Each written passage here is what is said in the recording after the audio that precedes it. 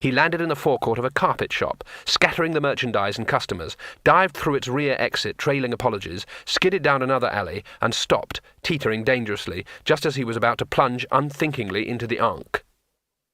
There are said to be some mystic rivers, one drop of which can steal a man's life away. After its turbid passage through the twin cities, the Ankh could have been one of them. In the distance, the cries of rage took on a shrill note of terror. Rincewind looked around desperately for a boat, or a handhold up the sheer walls on either side of him. He was trapped. Unbidden, the spell welled up in his mind. It was perhaps untrue to say that he had learned it.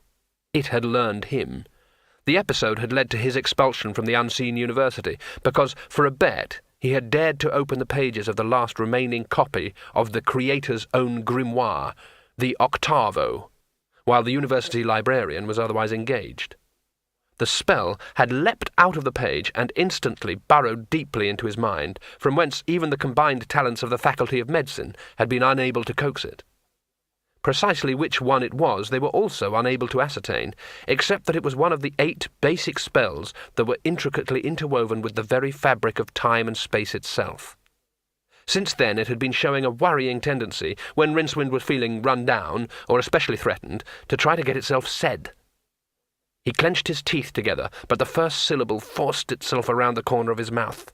His left hand raised involuntary, and as the magical force whirled him round, began to give off octarine sparks. The luggage hurtled around the corner, its several hundred knees moving like pistons. Rincewind gaped. The spell died unsaid. The box didn't appear to be hampered in any way by the ornamental rug draped roguishly over it, nor by the thief hanging by one arm from the lid. It was, in a very real sense, a dead weight.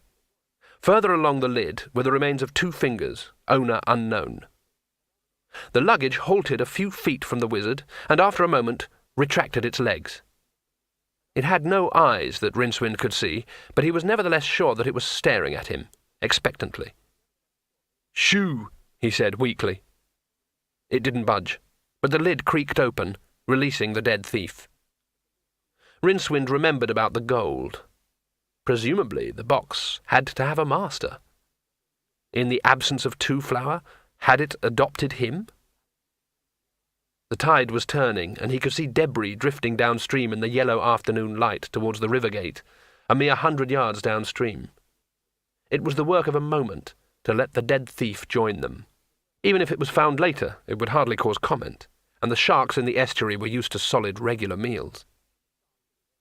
Rincewind watched the body drift away, and considered his next move. The luggage would probably float. All he had to do was wait until dusk, and then go out with the tide. There were plenty of wild places downstream where he could wade ashore, and then, well, if the patrician really had sent out word about him, then a change of clothing and a shave would take care of that. In any case, there were other lands, and he had facility for languages.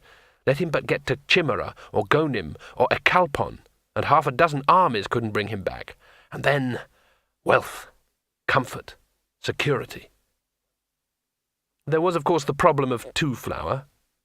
Rincewind allowed himself a moment's sadness. "It could be worse," he said by way of farewell.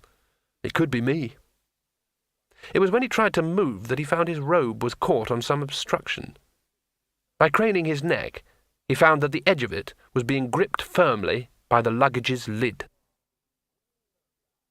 "Ah, Gorfal," said the patrician pleasantly.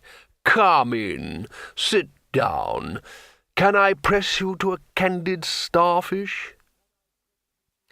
"I am yours to command, master," said the old man calmly, "save perhaps in the matter of preserved echinoderms." The patrician shrugged, and indicated the scroll on the table. "Read that," he said. Gorfal picked up the parchment and raised one eyebrow slightly when he saw the familiar ideograms of the Golden Empire. He read in silence for perhaps a minute, and then turned the scroll over to examine minutely the seal on the obverse. "You are famed as a student of Empire affairs," said the patrician. "Can you explain this?"